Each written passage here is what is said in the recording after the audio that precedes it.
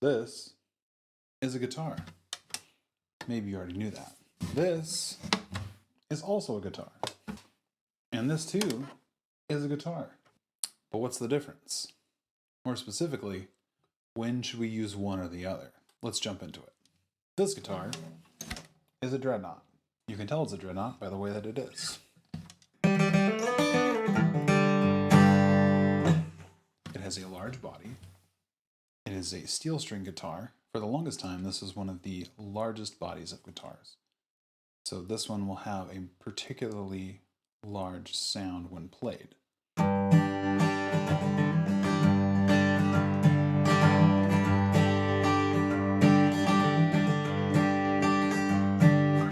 It has a spruce top, and it has a type of rosewood called cocobolo for the back and sides. It has a very strong sound and a very long sustain because of that hard wood. You also get this very nice, what we call smile-shaped EQ. There's very strong low end. There's some very nice high end. And a little bit of space there in the middle. It's very good for single picked notes. It's very good for strums when you want a very lush sound.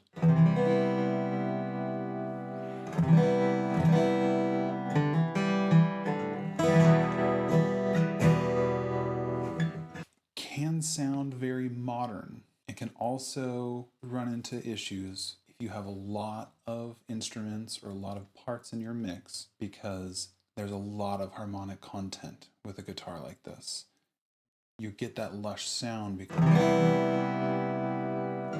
there's so much coming from it, but that can also step on a lot of the things that you're trying to play. So something that has to be kept in mind when you are picking this guitar over another.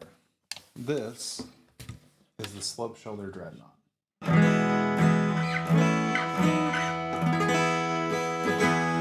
It's called this because of its slope shoulders, rather than having the large square shoulders that we would have on a normal dreadnought. It's a bit smaller in size. It also has a spruce top, but instead of the harder wood, we have a mahogany back and sides. I would say this has a more medium sound. It's still very large. You can move a lot of air because it's still quite a large body.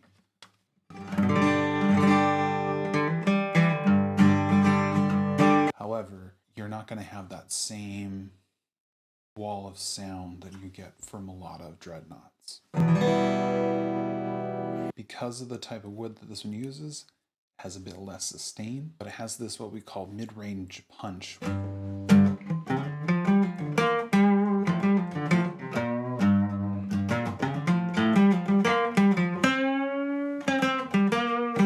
Which lets it cut through in a mix when you have lots of instruments, a more full band. Maybe if you're trying to get this to sit in with an orchestral setting or something along those lines, this would be a good choice for this. It's also very good if you want more of a folky or country kind of sound to a particular score.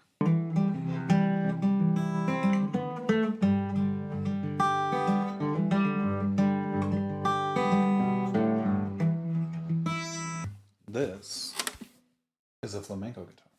You can tell it's a flamenco guitar because of the way that it sounds.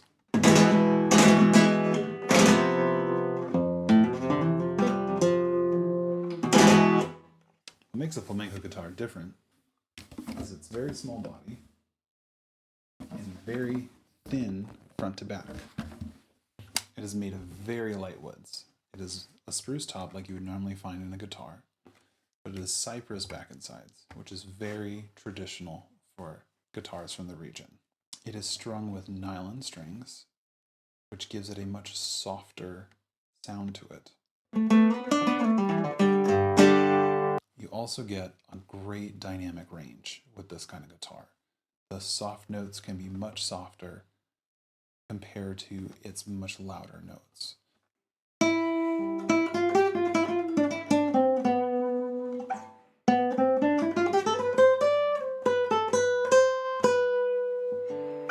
It may not be able to compete with something like a steel string dreadnought on volume.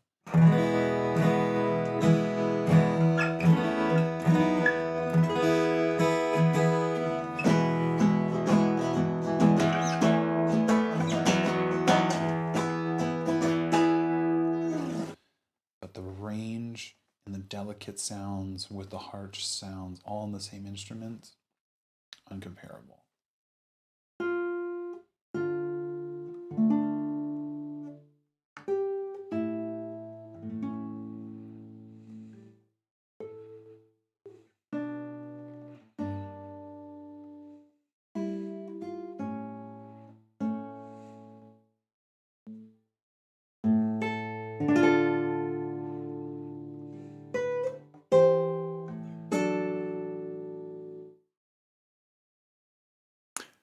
If you found this means of music production helpful, stick around.